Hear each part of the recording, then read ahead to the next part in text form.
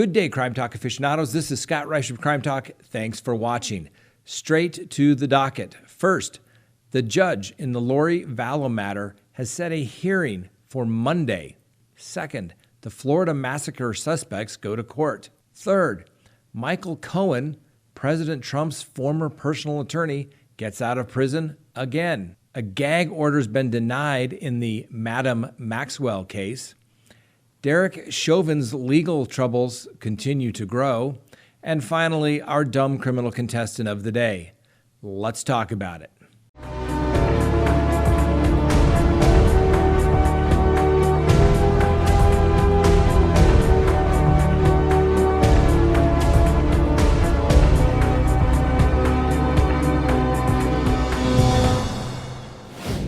Good day, Crime Talk aficionados. This is Scott Reisch of Crime Talk. Thanks for watching. We're going to ask you, if you haven't done so already, hit that subscribe button, hit that little bell so that you receive notifications of when we put out new content. And as always, leave us a comment below about what we talk about today. First on the docket, the judge has set a hearing in the Lori Vallow matter. You may be asking, well, Scott, the preliminary hearing wasn't set for another couple of weeks, right? That's right.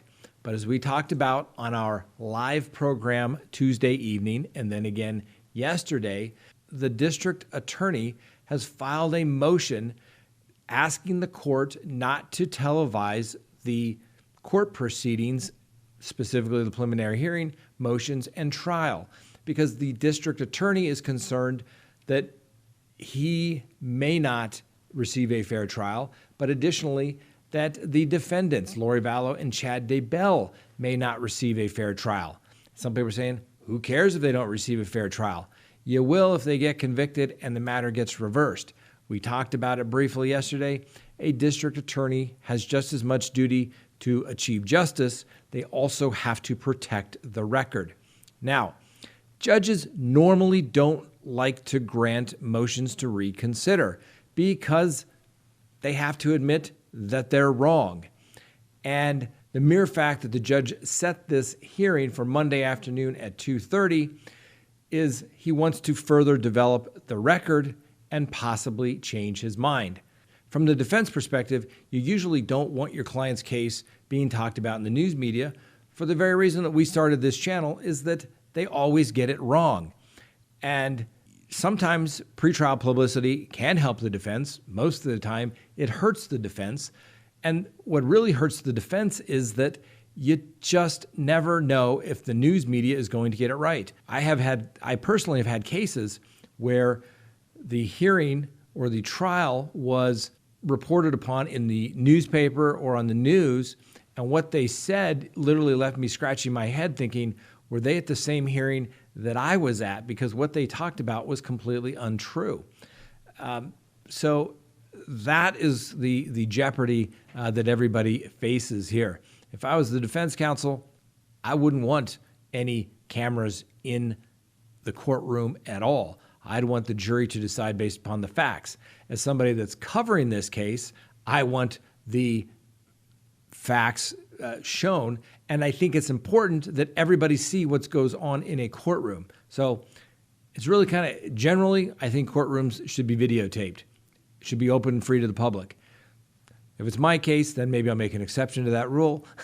And then ultimately, you have to make sure that's the best way that the actual facts are getting out there versus someone interpreting what they think they thought they might have heard. So we'll see how that goes for Ms. Vallow on Monday afternoon, 2:30. We'll be watching. The Florida Massacre suspects go to court. That's right. 3 suspects faced a judge Thursday in connection with the triple murder in Florida over the weekend.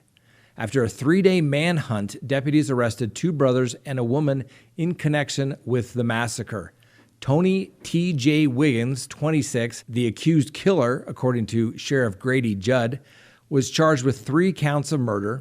T.J.'s girlfriend, Mary Whitmore, 27, and his younger brother, Robert Wiggins, who's 21. Whitmore and the younger Wiggins are being held on charges of accessory to murder. For those of you who aren't familiar with this particular case, 3 close friends, Brandon Rollins, Kevin Springfield, and Damian Tillman, planned a nighttime catfishing trip near Lake Streety Friday evening. Apparently, there was somewhat of a chance encounter between one of the victims and the suspects at a nearby dollar store that led to the brutal murder. According to the sheriff, T.J. Williams, Wiggins heard Tillman tell the clerk he was going fishing with Kevin Springfield. Kevin Springfield's going to be there? T.J. replied, according to the witnesses. T.J. then told his brother to drive to the lake. Once they arrived at the lake, the Wiggins brothers and Whitmore pulled up behind 2 trucks, and T.J. Wiggins got out of the vehicle and ran up to the other trucks.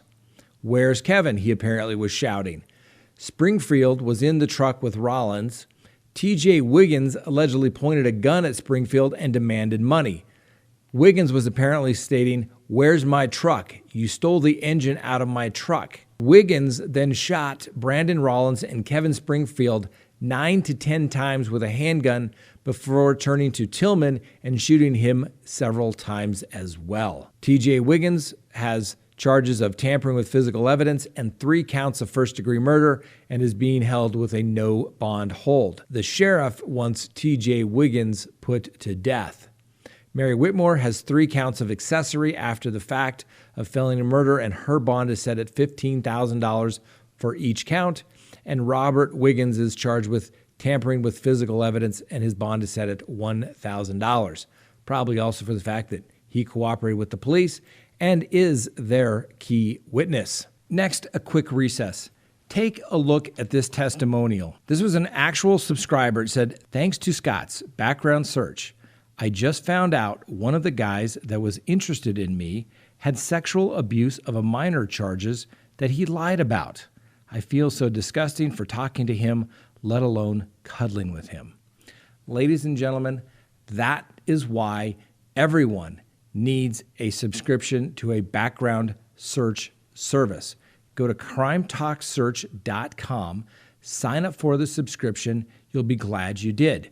When you sign up, you get unlimited searches. You can cancel at any time. And the beautiful thing is you can search anonymously.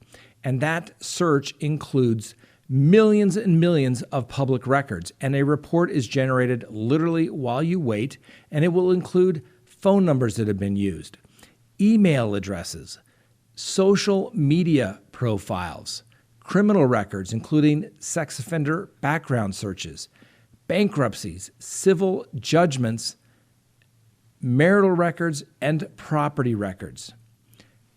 You don't always know with whom you are dealing with. This is the way to find out to protect yourself. If you're going to be involved in any kind of relationship with somebody, you need a background subscription search. Go to crimetalksearch.com. You'll be happy you did.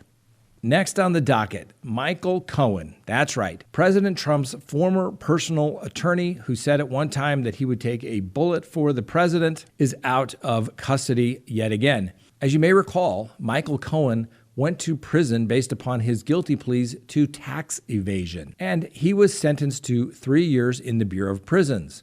He asked for a compassionate release from the judge, who granted it based upon his fear of the COVID-19 virus. Well, while Mr. Cohen was out on home detention pursuant to a program put in place by the Bureau of Prisons, he was seen out and about when he should have been confined to his home, and then he had to sign conditions of his release. Apparently, he did not like the conditions related to he couldn't do media interviews or have any kind of book deals done while he was on supervised release. Mr. Cohen, with the assistance of the ACLU, sued, and now Mr. Cohen is free to resume his sentence on the outside. The judge, who said in his 21 years on the bench has never seen a provision barring a prisoner from speaking to the media, says, "How else can I take this other than it appears to be a retaliatory action?" Now, a gentleman who works for the Bureau of Prisons by the name of John Gustin stated in court filings that he was the one that made the decision to send Mr. Cohen back to work. In particular, he cited Cohen's refusal to sign the conditions of his home confinement, and Mr. Gustin was the one that found it unacceptable and determined his suitability for placement on home confinement was no longer a good fit. So Mr. Cohen thought that his First Amendment rights were being violated, which is an interesting argument because when you're in custody, you really don't have all the rights you would as a free individual at that time. I see how the court could say this looked like a retaliatory nature. However, what Mr. Cohen may want to do is refresh himself is the fact that anything that he learned as it relates to his representation of the now president as his fixer attorney is still considered attorney-client privilege. And although Mr. Cohen's ability to practice law has been greatly diminished because they take away your law license when you go to federal prison, the duty to your client does not go away. And if Mr. Cohen publishes a book that includes attorney-client information, he could be wind up getting sued and an injunction being placed on him, preventing him from revealing those secrets. We'll see how that plays out. Ghislaine Maxwell's bid for a gag order in her case has been denied. And for those of you who think I still don't get it right, we are creating a montage of pronunciations of Miss Maxwell's names so you can see that it is not just me who struggles with her name. In the meantime, though, I think we'll just refer to her as Madam Maxwell, since that's what she was allegedly to Mr. Epstein was being a madam. Anyway, a federal judge presiding over Miss Maxwell's sex trafficking trial rejected the request by her defense lawyers to impose a gag order preventing prosecutors, federal agents, and lawyers for the alleged victims from discussing the case. Now, once again, that's the defense who's raising this issue, just like they should have been raising it in the Vallow case if those two had any clue what they were possibly doing. In this case, Judge Allison Nathan said that she didn't believe that further action is needed at this time to protect the defendant's right to a fair trial by an impartial jury. But the judge warned lawyers and witnesses that she wouldn't hesitate to take appropriate action if she determined they violated court rules, barring them from making comments about the evidence outside of court. Which is somewhat interesting because if you're barred from making comments about the facts and the evidence outside of court, it's essentially a gag order. So needless to say, attorneys for both the prosecution and the defense shouldn't be discussing the facts of the case outside of court. Neither should the witnesses, since this case is ongoing. If people were to violate it and the court were to impose a gag order, the court could also impose sanctions by not allowing certain victims to testify if it came to that point and it was determined that they were truly trying to taint a potential jury pool.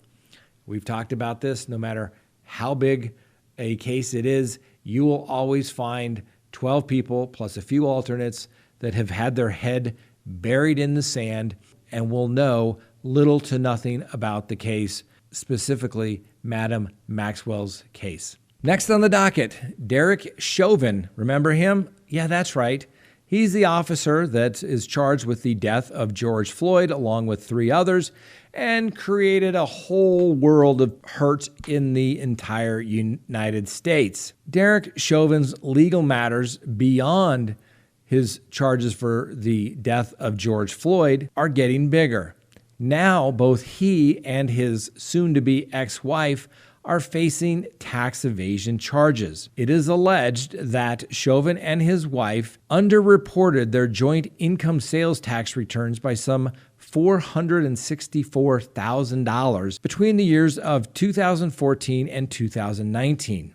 It's alleged that Chauvin earned more than $95,000 for his work as an off-duty security guard that was not reported on his tax returns. And of course, the state says this has nothing to do with the fact that they're really upset with Mr. Chauvin for all the bad publicity, the destruction, the riots, anything else that we could possibly blame on Mr. Chauvin. This just simply has to do with the fact that everybody has to fulfill their basic obligations to file and pay their taxes.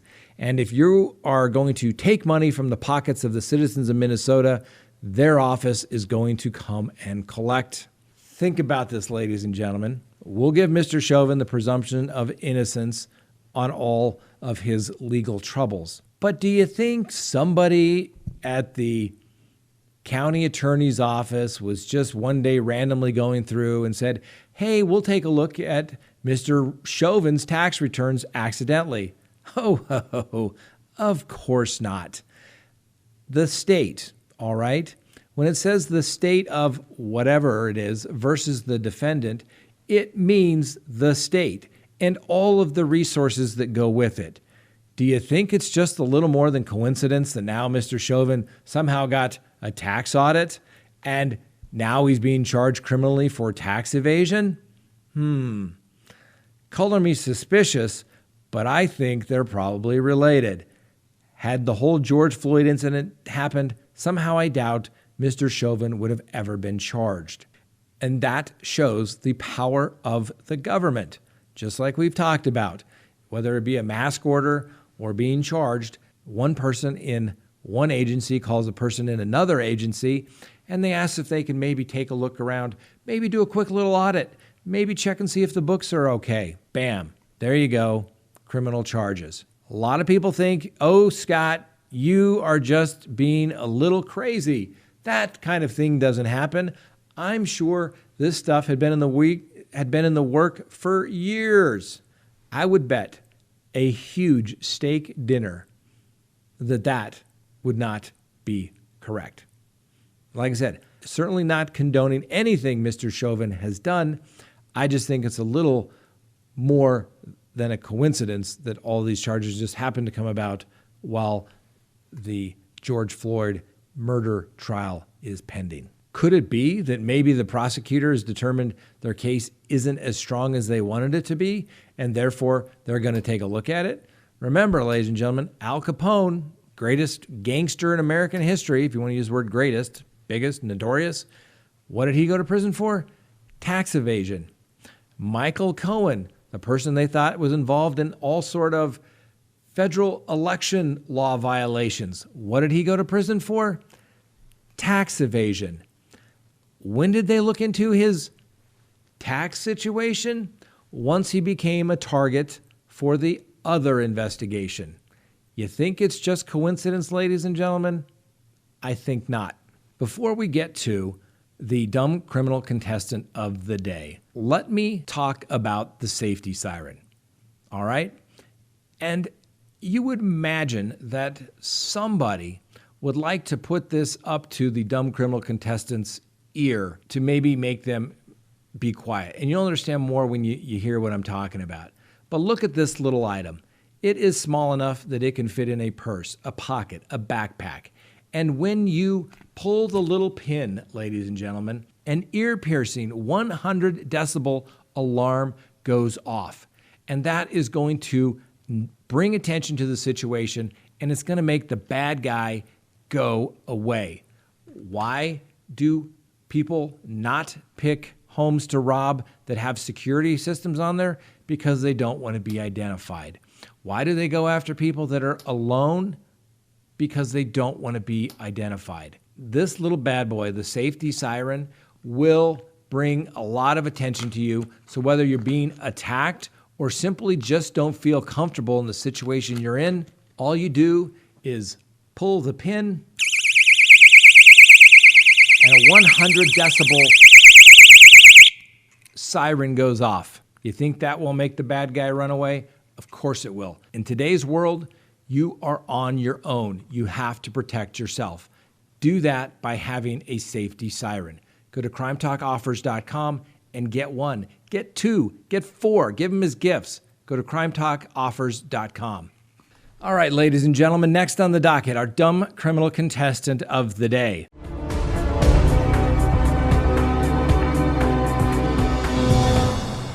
And this dumb criminal contestant of the day, we'll refer to her as Pizza Shop Karen. That's right, and it's another mask criminal. All right? Take a look at this video. This lady was fit to be tied when she showed up in Kennewick, Washington, to pick up her pizza from Papa Murphy's Pizza. The clerk refused to serve her because she didn't have a mask on.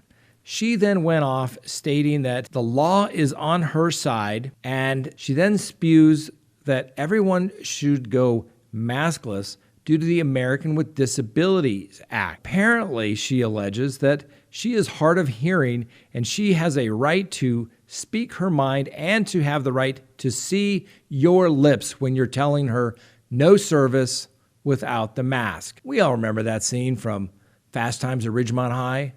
No shirt, no shoes, no dice. Well, now you can add mask. And you may ask yourself, what is the crime of our unidentified Karen from Washington State? Her crime is she's just dumb. And that's right, you can be felony dumb, all right? No one is going to be the greatest promoter of dangerous liberty and freedom than this guy. But one of the aspects of having freedom is that you cannot take away the freedom of other people. And guess what? When you go into a private establishment like Papa Murphy's and they say on their private establishment you have to wear a mask, that's their right in protecting their property interests. So if you don't want to follow their rights and be an invitee or a guest into their property, you can leave. So I'm sick and tired of the masks case. If you don't want to wear a mask, that's fine. You don't have to wear a mask. But when you go into a private building and they say, wear a mask, you got to wear the mask. It's that simple. So Washington State, Karen, you are our dumb criminal contestant of the week. And like we've said before, ladies and gentlemen, if you don't want to be a contestant, but would still like to receive the grand prize for the dumb criminal contestant winner of the week, all you have to do is go to the link below, down to Teespring, get your gear, get your merchandise, and we'll ship it out to you ASAP. That's all we have for you today. Thanks for watching. Have a great day, and we'll see you next time on Crime Talk.